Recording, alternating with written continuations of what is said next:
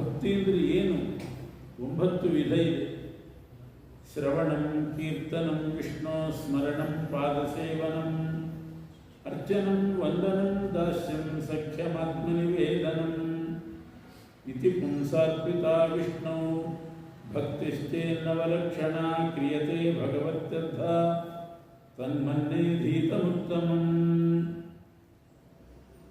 ಮೋಕ್ಷ ಸಾಧನ ಸಾಮಗ್ರಿಗಳಲ್ಲಿ ಭಕ್ತಿನೇ ಶ್ರೇಷ್ಠ ಅಂತ ಎಲ್ಲರೂ ಒಪ್ಪಿರೋದು.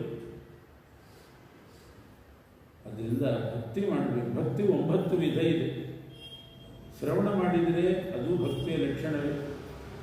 ಪರಮಾತ್ಮನ ಕಥಾಶ್ರವಣ ಭಕ್ತಿ. ಕೀರ್ತನಂ, ಇನ್ನೊಬ್ಬರಿಗೆ ಹೇಳಿದರೆ ಅದು ಭಕ್ತಿಯೇ. ಸ್ಮರಣ, ಯಾವಾಗಲೂ ದೇವರ ಸ್ಮರಣೆ ಮಾಡಿದರೆ ಭಕ್ತಿ. ಒಬ್ಬೊಬ್ಬರು ಒಂದೊಂದು ಭಕ್ತಿ ಮಾಡಿ ಉದ್ಧಾರ ಆಗಿದ್ದಾರೆ. ಶ್ರವಣಂ ಶ್ರೀ ವಿಷ್ಣು ಶ್ರವಣೆ ಪರೀಕ್ಷಿತ ಅಭವತ್. ಪರೀಕ್ಷಿತ್ ರಾಜ ಭಕ್ತ, ಶ್ರವಣ ಮಾಡಿದ ಭಕ್ತ.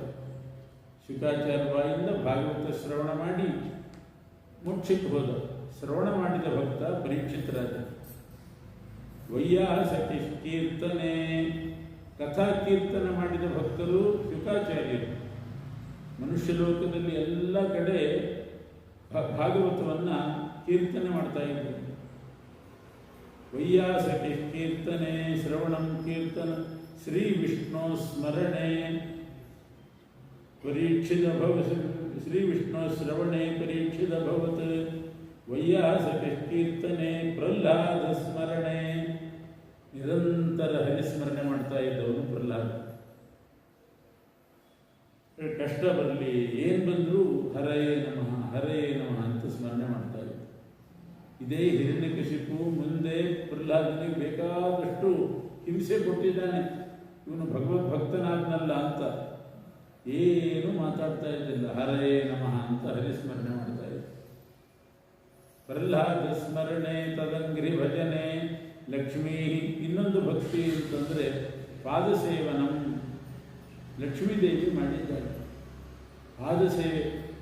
ಕೋಟಿ ಕೋಟಿ ಭಕ್ತರು ನಾರಾಯಣನಿಗಿದ್ದರೂ ಕೂಡ ತಾನೇ ಸೇವೆ ಮಾಡುತ್ತಿಹಳು. ತಾನೇ ಬಂದು ಪಾದ ಒತ್ತಬೇಕು, ಪಾದ ಸೇವೆ ಮಾಡಬೇಕು. ಇದು ಲಕ್ಷ್ಮೀ ಭಕ್ತಿ. ತದಂಗ್ರಿ ಭಜನೆ ಲಕ್ಷ್ಮೀ ಶ್ರವಣಂ ಕೀರ್ತನಂ ವಿಷ್ಣು ಸ್ಮರಣಂ ಪಾದಸೇವನಂ ಅರ್ಚನಂ ಪೃಥು ಪೂಜನೆ. ಪೃಥು ಚಕ್ರವರ್ತಿ ಅವನ ಕಥೆ ಬಂತು. ಪೃಥು ಚಕ್ರವರ್ತಿ ಶಾಸನ ಹೊರಡಿಸಿದಂತೆ ಪ್ರತಿ ಮನೆಯಲ್ಲಿ ಸಾಲಿಗ್ರಾಮ ಪೂಜೆ ಆಗಬೇಕು.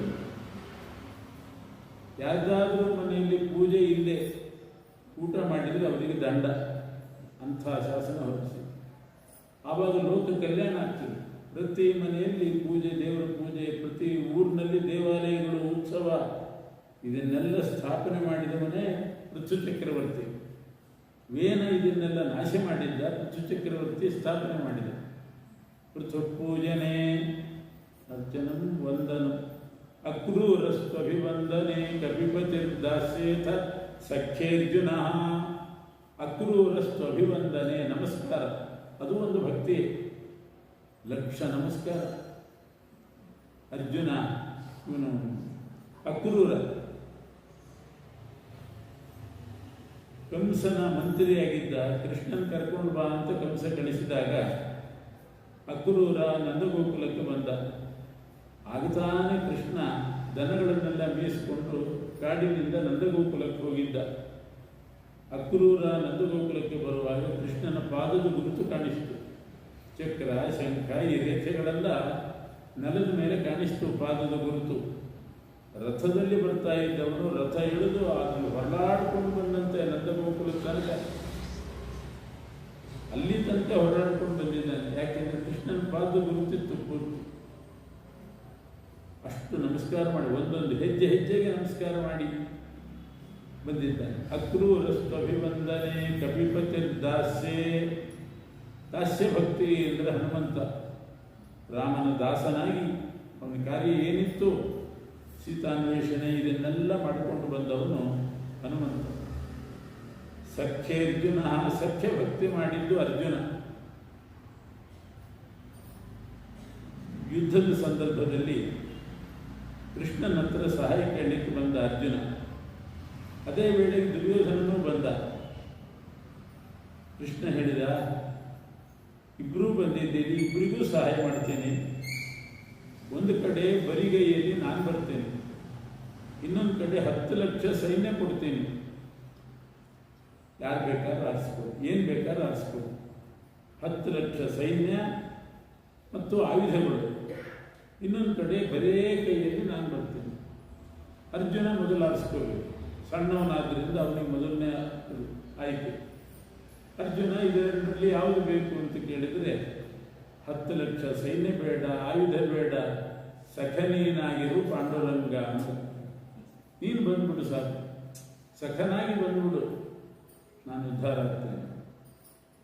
ಈ ಸಖ್ಯ ಭಕ್ತಿ ಮಾಡಿದ್ದಕ್ಕೇನೆ ಯುದ್ಧದಲ್ಲಿ ಎಷ್ಟು ಬರಿಯಿಂದ ಕಾಪಾಡಿದ್ದಾನೆ ಶ್ರೀಕೃಷ್ಣ ಅರ್ಜುನನ. ಹೀಗೆ 9 ವಿಧ ಸಖ್ಯೇರ್ಜುನ. ಇನ್ನೊಂದಿದೆ, ಸರ್ವಸ್ವಾತ್ಮ ನಿವೇದನೆ ಬಲಿರಭೂತ್. ನಿವೇದನ, ಆತ್ಮನಿವೇದನ ಅಂದರೆ ನಮ್ಮದೆಲ್ಲ ಪರಮಾತ್ಮನದ್ದೇ, ನಂದು ಅಂತ ಒಂದೂ ಇಲ್ಲ. ನಂದೇನದು ಸ್ವಾಮಿ, ನಿಂದೇ ಇದೆಲ್ಲವೂ ಅಂತ ದಾಸರು ಹೇಳ್ತಾರೆ. ನಮ್ದೇನಿದೆ? ಯಾವುದು ನಮ್ಮದು? ಮನೆ ನಮ್ಮದಲ್ಲ, ಮನೆಯಲ್ಲಿರೋ ಪದಾರ್ಥಗಳು ನಮ್ಮದಲ್ಲ, ನಮ್ಮ ದೇಹ ಇಂದ್ರಿಯ ಎಲ್ಲವೂ ಪರಮಾತ್ಮನ ಅಧೀನ. ಹೀಗೆ ಸರ್ವಸ್ವಾತ್ಮ ನಿವೇದನ ಬಲಿಚಕ್ರವರ್ತಿ ಮಾಡಿದ. ಎಲ್ಲ ನಿವೇದನೆ ಮಾಡಿಬಿಟ್ಟ ಪರಮಾತ್ಮನಿಗೆ. ತಲೆಯನ್ನು ನಿವೇದನೆ ಮಾಡಿದ. ಇಡೀ ಲೋಕವನ್ನೇ 3 ಲೋಕ ಇಟ್ಕೊಂಡಿದ್ದ ಬಲಿಚಕ್ರವರ್ತಿ. ಎಲ್ಲ ಕೊಟ್ಟ, ಕೊನೆಗೆ ತಲೆಯನ್ನು ಕೊಟ್ಟ, ತಲೆ ಬಗ್ಗಿಸಿದ. ಇದು ನಿಂದೆ, ತಲೆನೂ ನನ್ನ ಅಧೀನ ಅಲ್ಲ. ಧಿಯೋ ಯೋನ ಪ್ರಚೋದಯ, ನಿನ್ನ ಅಧೀನ. ತಲೆಯಲ್ಲಿ ಬುದ್ಧಿ, ಅದೆಲ್ಲ ನಿಂದೇ ಅಧೀನ ಅಂತೇಳಿ ಎಲ್ಲವನ್ನು ಕೊಟ್ಟವನು. ಇದೇ ಭಕ್ತಿ. ಇಂಥ ಭಕ್ತಿಯೇ ನನಗೆ ಗುರುಗಳು ಹೇಳಿಕೊಟ್ಟಿರೋದು. ಗುರುಗಳು ಹೇಳಿದ್ದನ್ನು ಒಪ್ಪಿಸುವಂಥದ್ದೇ ಅಲ್ಲ, ಗುರುಗಳು ಈ ಭಕ್ತಿಗೆ ಹೇಳಿಕೊಟ್ಟು 9 ವಿಧ ಭಕ್ತಿ ಹೇಳಿಕೊಟ್ಟಿದ್ದಾರೆ. ಸಿಟ್ಟು ಬಂತು, ಕಳಿಸಿದ. ಪ್ರಹ್ಲಾದ ಇಷ್ಟೇ ಅಲ್ಲ ಹೇಳಿದ್ದು, ಸ್ಕೂಲಿಗೆ ತಂದೆಗೆ ಬಂದು ಮನೆಯಲ್ಲಿ ಈ ಪಾಠ ಹೇಳಿಕೊಟ್ಟ. ಅದರ ಉಪಯೋಗ ಬೀಳಲಿಲ್ಲ. ಅವರಪ್ಪ ಏನು ಬದಲಾಗಲಿಲ್ಲ. ಪಾಠಶಾಲೆಗೆ ಹೋದಾಗ ಶುಕ್ರಾಚಾರ್ಯರು, ಷಂಡಾಮರ್ತರು ಇವರೆಲ್ಲ ಬರದೇ ಇದ್ದಾಗ ತಾನೇ ಹುಡುಗರನ್ನು ಸೇರಿಸಿ ಎಲ್ಲ ಹುಡುಗರಿಗೆ ತಾನು ಪಾಠ ಹೇಳ್ತಾ ಇದ್ದಾನೆ.